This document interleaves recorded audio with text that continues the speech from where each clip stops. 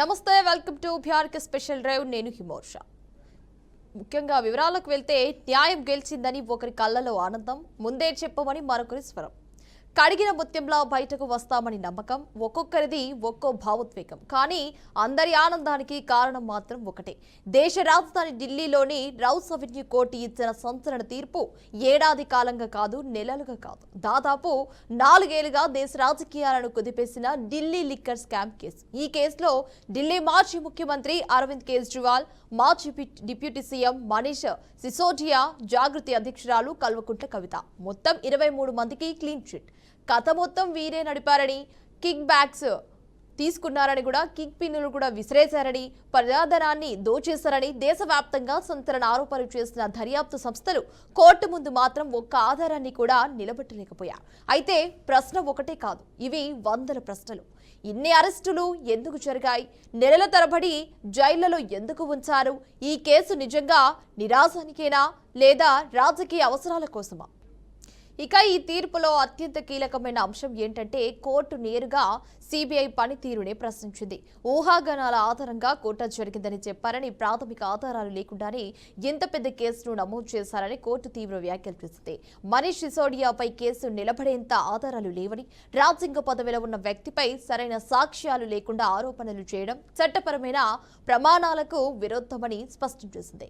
Approval స్టేట్మెంట్ల ఆధారంగా case నడపడం ఎంతవరకు న్యాయం? ఒకరికి క్షమాభిక్ష ఇచ్చి మిగతా వారిని జైలుకు పంపడం న్యాయ వ్యవస్థ ఆత్మకు సరిపోతుందా? ఈ ప్రశ్నలన్నీ కోర్టు నేరుగా దర్యాప్తు సంస్థ ముదించింది.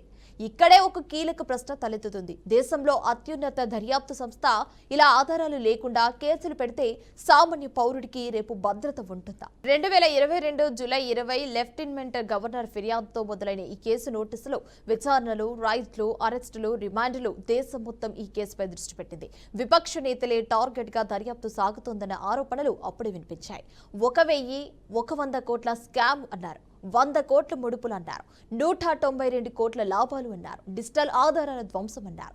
కానీ కోర్టు ముందుకు వచ్చేసరికి ఈ ఆరోపణల్లో ఒక్కటి కూడా నిరూపించలేకపోయింది సిబిఐ. అయితే ఈ 4 ఏళ్లలో ఆ నేతలు కోల్పోయింది ఏమిటి? అధికారం, గౌరవం, ప్రజల్లో పేరు, కుటుంబాలతో గడపాల్సిన సమయం. ఈ మానసిక క్షోభకు ఇప్పుడు సమాధానం చెప్పేదెవరు?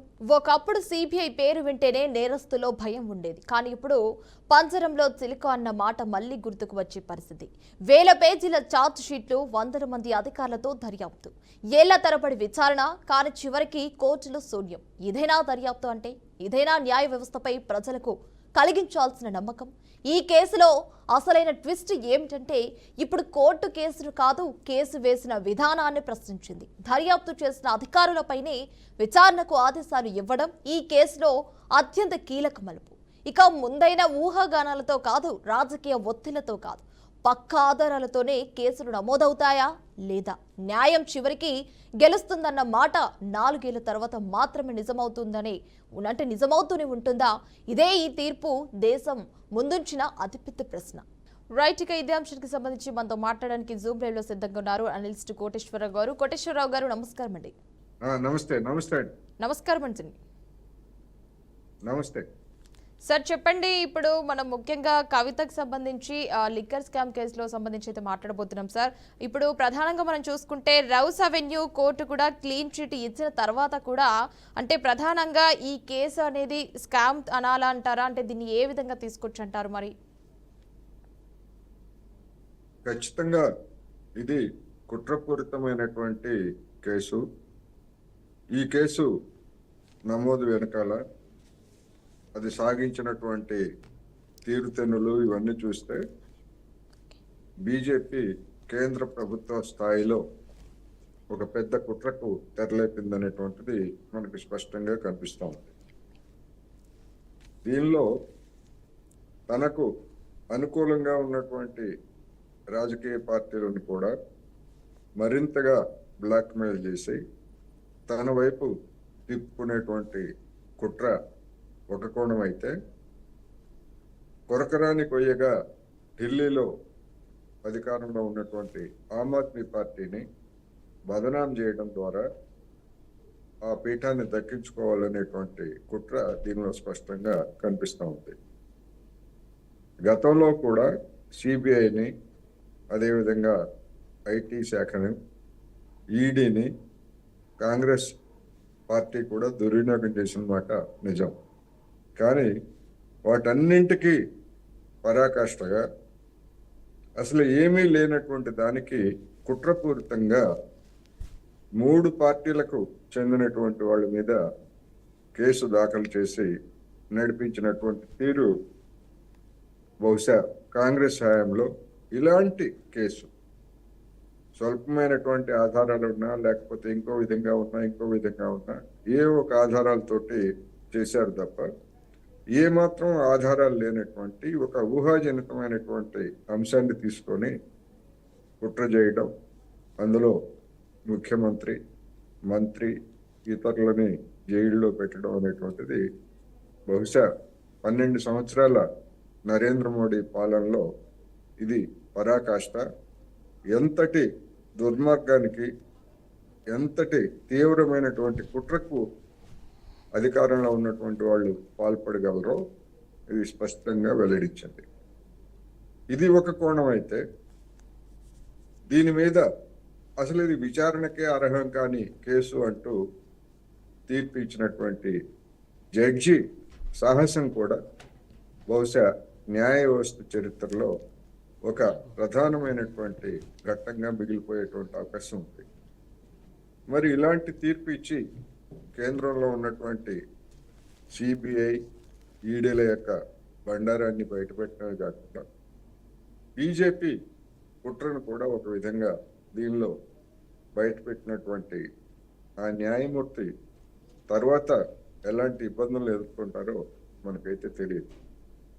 గతంలో అమిత్ షా మీద విచారణ జరిపినటువంటి న్యాయమూర్తి ఆ తర్వాత కాలంలో ఆ న్యాయమూర్తిని ఎంత ఇబ్బంది పెట్టారో, ఆ న్యాయమూర్తికి ప్రమోషన్లు రాకుండా ఎలా అడ్డుకున్నారో అవన్నీ చూసిన తర్వాత ఒక షాక్, అమిత్ షా, నరేంద్ర మోడీలకే ఒక షాక్ ఇచ్చినటువంటి రౌజ్ ఎవెన్యూ కోర్టు న్యాయమూర్తి తర్వాత ఏం చేస్తారు ఏమిటనేటువంటి సమస్యలు కూడా ఇప్పుడు తలెత్తాయి. ఇది రెండో అంశం. మూడో అంశానికి వచ్చేసరికి ఈ కేసుల్లో నిర్దోషులుగా తేలినటువంటి వాళ్ళు సరే బయటకు వచ్చారు, కేసు నుంచి క్లీన్ చిట్ ఇచ్చారు, అది ఒకటి. అసలు ఇలాంటి దర్యాప్తుని చేసినటువంటిది లేదా కట్టుకథలతోటి కేసును రూపొందించినటువంటి అధికారుల మీద చర్య తీసుకోవాలని సిఫారసు చేయటం కూడా ఒక ముఖ్యమైనటువంటి అంశం. దీనిలో మరొక ముఖ్యమైనటువంటి కోణం ఏంటంటే, ఏ కేసులో అయినా కొంతమందిని తప్పుడు సాక్ష్యాలతోటి లేదా వాళ్ళ బలహీనతలను ఆసరా చేసుకొని వాళ్ళని అదిరించి బెదిరించి అప్రూవర్లుగా మారనేటువంటి పేరుతోటి కొంతమంది ఆరోపణలు చేయించడం అనేటువంటిది కూడా ఏ విధంగా సిబిఐ లాంటి సంస్థలు చేస్తాయో లోకానికి వెల్లడైంది. ఇట్లా అనేక విధాలుగా ఈ కేసు భారతదేశ చరిత్రలోనే ఒక ముఖ్యమైనటువంటి ఘట్టంగా మిగిలిపోయేటువంటి పరిణామం ఇది అని చెప్పచ్చు.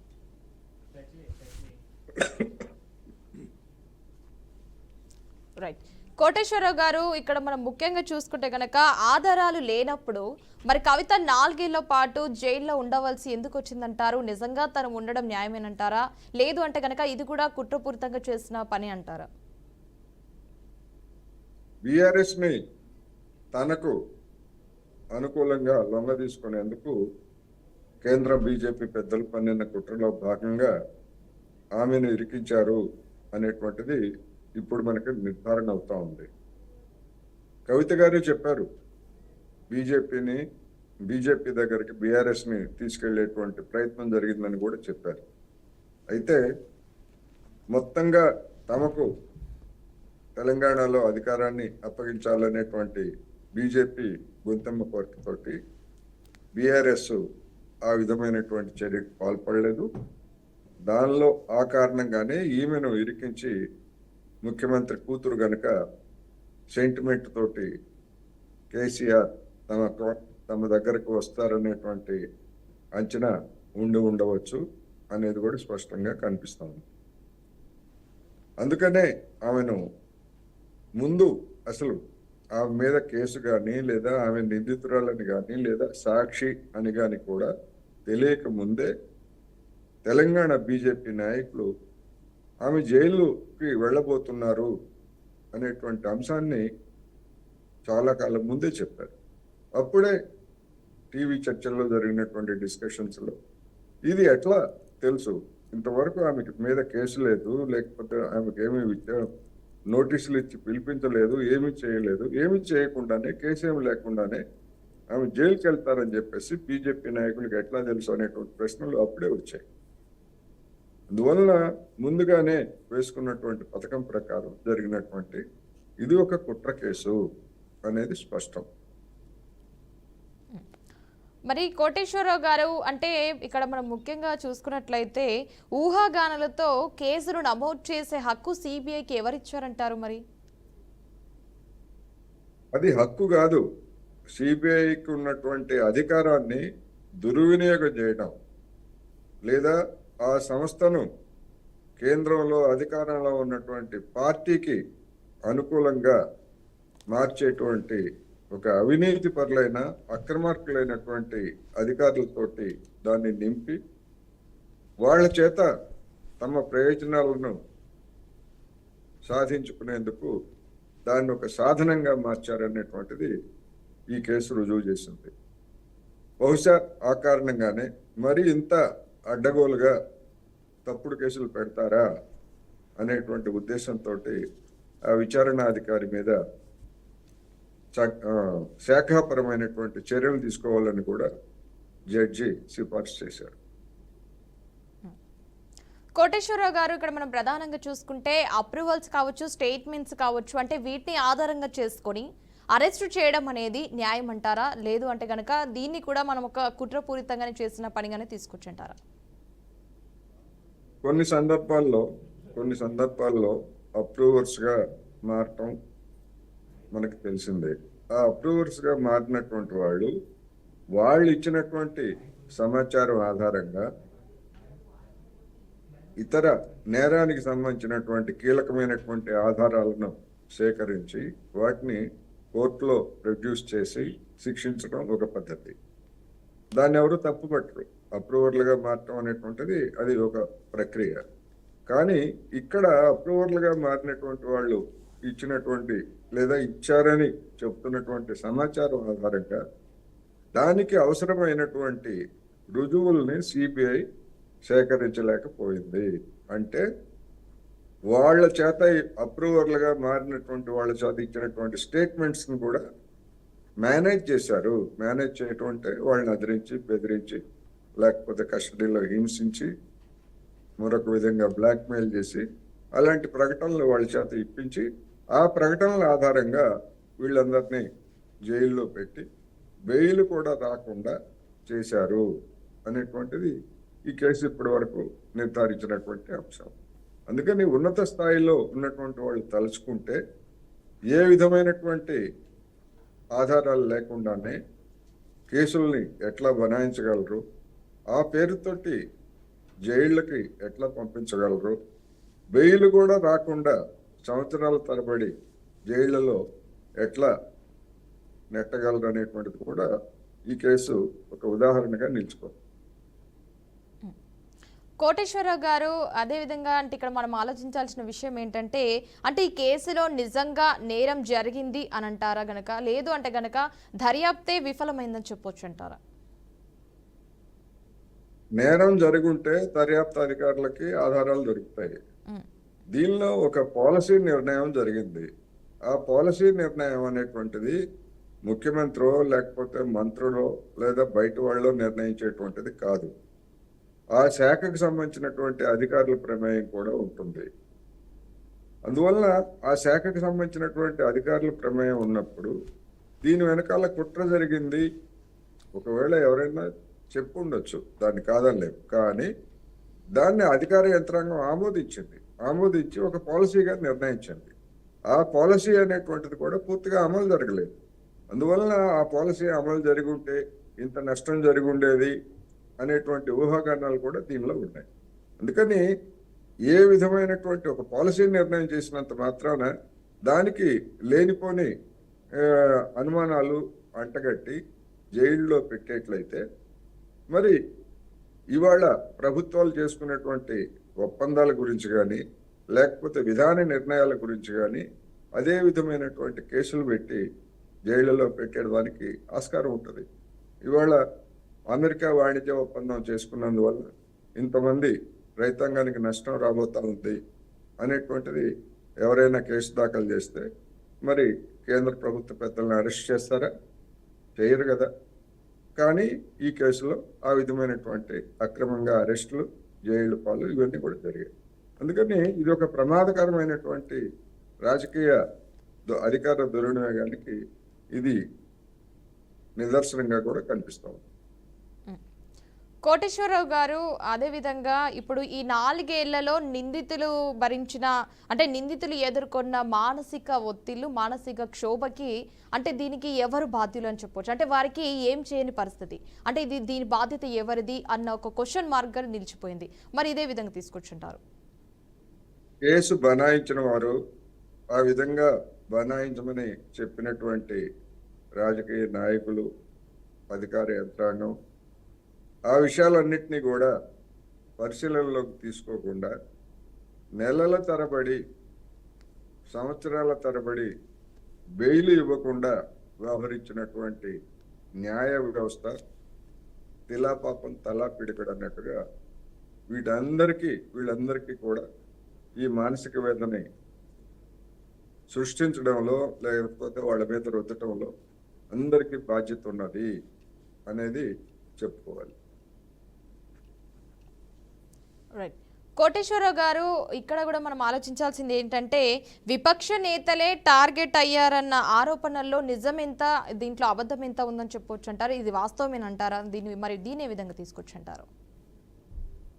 వీళ్ళంతా కూడా విపక్ష నేతలు, లేకపోయేట్లయితే వైసీపీ లాంటి పార్టీలు వాళ్ళకి దగ్గరగా ఉన్న పూర్తిగా లొంగనటువంటి పార్టీగా లేదా శక్తులుగా ఉన్నారు. అందుకని వాళ్ళ మీద బనాయించిందే. వీళ్ళంతా కూడా ఒక రకంగా చెప్పాలంటే విపక్షానికి చెందినటువంటి వాళ్ళే. కొన్ని సందర్భాల్లో బీజేపీ తోటి బీఆర్ఎస్ రాజీ పడింది, వైసీపీ రాజీ పడింది, వాళ్ళకి అనుకూలంగా ఓట్లు వేసింది. వాళ్ళు తీసుకొచ్చినటువంటి చట్టాలను వాళ్ళ సభ్యులు పార్లమెంటు ఉభయ సభల్లో సమర్థించారు. అయినప్పటికీ అది చాలదు, మీరు మా కాళ్ళ కింద ఉండాలి అని బీఆర్ఎస్ పార్టీని, వైసీపీని కూడా కాళ్ళ కిందకి తెచ్చుకోవడానికి మరి ఈ విధమైనటువంటి కుట్రను చేసిందనేటువంటిది స్పష్టం. దీనిలో కుట్ర ఖచ్చితంగా ఉంది. దాన్ని బీజేపీ నాయకత్వం రూపొందించింది అనేది మరొకసారి ఈ కేసులో ఉన్నటువంటి అంశాలు స్పష్టం చేస్తుంది. కోటేశ్వరరావు గారు, అంటే మొత్తం మీదట ఇప్పుడు దర్యాప్తు చేసిన అధికారులపై విచారణ అంటే వ్యవస్థలో నిజంగా పెద్ద లోపం ఉన్నట్లేనంటారా? లేదు అంటే కనుక మరి దీన్ని ఏ విధంగా తీసుకొచ్చుంటారు? ఖచ్చితంగా ఇప్పుడు ఏ అధికారి ఏ దర్యాప్తు చేసినా చెక్స్ అండ్ బ్యాలెన్సెస్, ఇతర అధికారులు ఏం చేస్తున్నారు, వాళ్ళు చేసినటువంటి దర్యాప్తు గురించి ఏం చేస్తున్నారు అనేటువంటిది ఎప్పటికప్పుడు వాళ్ళు చెక్ చేసుకోవాలి. ఇప్పుడు రౌల్స్ అవెన్యూ కోర్టు ఈ విధమైనటువంటి సిఫారసు చేసిన తర్వాత మన నిజంగా ఆ సిబిఐ దర్యాప్తు అధికారి మీద లేదా ఆ ఈడీ అధికారుల మీద చర్య తీసుకుంటారా లేదా అనేటువంటిది ఇప్పుడు కేంద్ర ప్రభుత్వానికి ఒక పెద్ద సవాల్. చర్య తీసుకుంటే అదొక తీరు, తీసుకోకపోతే అది మరొక అధికార దుర్వినియోగం అవుతుంది. అందువలన ఇప్పుడు అయితే ఒకటి చెప్పచ్చు, ఈ కేసు మీద మళ్ళా మేము తీర్పును సవాల్ చేశాము, వేరే కోర్టు హైకోర్టుకు వెళ్ళింది కదా అని చెప్పొచ్చు. అందుకని అటువంటి సాకు కోసమే హైకోర్టులో దీన్ని వేశారు. అందుకని నైతికంగా కనీసం సస్పెన్షన్ అయినా చేస్తారా, లేదా ఈ దర్యాప్తు అధికారులను విధుల నుంచి అయినా తొలగిస్తారా, ఇలాంటి ఏదో ఒక యాక్షన్ అయినా తీసుకోకపోయేట్లయితే కేంద్ర ప్రభుత్వం మీద లేదా ఆ సిబిఐ ఈడీ వ్యవస్థల మీద మరింత విశ్వాసాన్ని కోల్పోయేట్లు చేస్తుంది ఈ పరిణామం అనేది నా అభిప్రాయం. కోటేశ్వర గారు, ముఖ్యంగా ఇప్పుడు ఒకప్పుడు సిబిఐ పేరు వింటేనే నేరస్తుల్లో ఒక టైప్ ఆఫ్ ఫియర్ ఉండేది, అంటే ఒక భయం ఉండేది. కానీ ఇప్పుడు పంజరంలో చిరకల అన్న మాట అనేది మళ్ళీకి గుర్తు వచ్చే పరిస్థితి వచ్చింది. అంటే ఎందుకు ఈ విధమైన పరిస్థితి వచ్చిందని చెప్పొచ్చు అంటారు? దేని కారణంతో ఇలాంటి పరిస్థితి అంటే ఎదురైందని చెప్పొచ్చు అంటారు? మరి ఇప్పుడు కూడా సిబిఐ, ఈడీ, ఐటీ శాఖలు కొంతమందిని భయపెడుతున్నాయి, కొంతమందిని సంతోషపెడుతున్నాయి. అక్రమాలకు పాల్పడేటువంటి వాళ్ళు అధికార పక్షంలో ఉంటే వాటి జోలికి ఈ శాఖలు ఏవి కూడా ఎక్కడ పోవు. అలా కాకుండా రాజకీయంగా అధికార పార్టీని వ్యతిరేకించే వాళ్ళు ఉంటే వాళ్ళని ఎప్పుడైనా ఎక్కడైనా ఏ క్షణంలో అయినా ఈ విధమైనటువంటి తప్పుడు కేసుల్లో ఇరికిస్తారు అనేటువంటిది మనకి స్పష్టం. ఉదాహరణకు నిత్యం రోజులేస్తే మజ్లిస్ పార్టీ గురించి బీజేపీ నాయకులు పెద్ద పెద్ద స్టేట్మెంట్లు ఇస్తూ ఉంటారు. ఇంతవరకు ఎప్పుడైనా ఈ 12 సంవత్సరాల్లో కానీ లేదా అంతకుముందు వాజ్పేయి గారు అధికారంలో ఉన్నప్పుడు కానీ మజ్లిస్ పార్టీకి చెందినటువంటి సంస్థల మీద లేదా ఆ పార్టీ అనుయాయులుగా మద్దతుదారులుగా ఉన్నటువంటి సంస్థల మీద ఎప్పుడైనా ఆదాయ పన్ను శాఖ ఎక్కడన్నా దాడి చేసినటువంటి ఉదంతం మనకు కనిపిస్తుందా? ఎట్లా వచ్చాయి వీళ్ళకి ఇంత సంపదలు, ఇన్ని ఆస్తులు ఎక్కడ వచ్చాయి? ఎందుకని నిజాలు తేల్చడానికి కనీసం ఎప్పుడైనా దాడి చేసిందంటే దాడి చేయి. ఎందుకనంటే అది ఎప్పుడైనా మనకి రెండో వైపుగా ఉపయోగపడుతుంది అనేటువంటి ఒక లాలూచి లేకపోయేట్లయితే అన్ని పార్టీలు మీద దాడులు చేసినటువంటి ఐటీ శాఖ మజ్లిస్ పార్టీని ఎందుకు ఉపేక్షిస్తూ ఉంది? ఆ పార్టీలో ఉన్నటువంటి ధనికుల మీద ఎందుకని దాడులు చేస్తూ ఉంది? లేకపోతే వాళ్ళు నిజాయితీ పరులని చెప్పండి. గత అనేక సందర్భాల్లో ఇటువంటి ఆరోపణలు వచ్చాయి కదా. చెప్పినప్పుడు మరి ఐటీ శాఖ కానీ లేదా ఇంకో శాఖ కానీ లేదు మజ్లిస్ పార్టీ నాయకులు అంటే అత్యంత నిజాయితీ పరులు, నిజాయితీగా వ్యాపారాలు చేస్తారు. మజ్లిస్ పార్టీయే కాదు, బీజేపీకి చెందినటువంటి వాళ్ళు కూడా అత్యంత నిజాయితీ పరులు, దేశభక్తులు అని చెప్పండి. కానీ మరి అట్లా కూడా చెప్పలేదుగా. ఆచరణ చూస్తే రాజకీయంగా వాళ్ళని వ్యతిరేకించేటువంటి పార్టీల మీద, ప్రభుత్వాల మీదనే ఈ విధమైనటువంటి దాడులు, తప్పుడు కేసులు ఇవన్నీ కూడా పెట్టారు. న్యాయ వ్యవస్థ ఎలా ఉంది అనే దానికి ఇంకొక చక్కటి ఉదాహరణ, కేరళ స్టోరీ 2 అనేటువంటి సినిమా మీద సింగిల్ జడ్జి దాన్ని ప్రదర్శించకూడదు అని చెప్పేసి సాయంత్రం 3 గంటలకి తీర్పిస్తే దాని మీద అప్పీల్ పేరుతోటి వెళ్తే రాత్రి 7:30 గంటలకు 2 సభ్యుల డివిజన్ బెంచ్ దాని మీద విచారణ జరిపి మరుసటి రోజు సాయంత్రం 4 గంటలకల్లా లేదు అది సింగిల్ జడ్జి చెప్పిన తప్పు, విడుదల చేయవచ్చు అని చెప్పేసి తీర్పిచ్చారు. ఇంత ఫాస్ట్గా ఏ కేసులో అయినా విచారణ జరిగి నిర్ణయం వెలువడిందా? ఎందుకని? న్యాయ వ్యవస్థలో ఉన్నటువంటి వాళ్ళు అనేటువంటిది ఒకటైతే, ఆ తీర్పిచ్చినటువంటి జడ్జికి చీఫ్ జస్టిస్గా ప్రమోషన్ వచ్చింది ఇప్పుడు. మరి ఆ ప్రమోషన్కి ఆ తీర్పుకి ఏమైనా సంబంధం ఉందా అని ఎవరైనా ప్రశ్నించినటువంటి వాళ్ళ మీద ఏదన్నా ధిక్కార చర్యలు తీసుకుంటారా, కేసు పెడతారా, అది వేరే అంశం. కానీ అలాంటి అనుమానాలను వ్యక్తం చేసేటువంటి రైట్ ప్రతి ఒక్కరికి ఉంది అని కూడా నేను ఈ సందర్భంగా చెప్తున్నాను. రైట్. కోటేశ్వరరావు గారు, థ్యాంక్ యూ అండి ఈ డ్రైవ్లో పాల్గొన్నందుకు. Thank you sir, thank you so much. చూసారు కదండి, ఇదండి ఇవాల్టి బీఆర్కే స్పెషల్ డ్రైవ్. చూస్తూనే ఉండండి బీఆర్కే న్యూస్, తెలుగు సత్తా.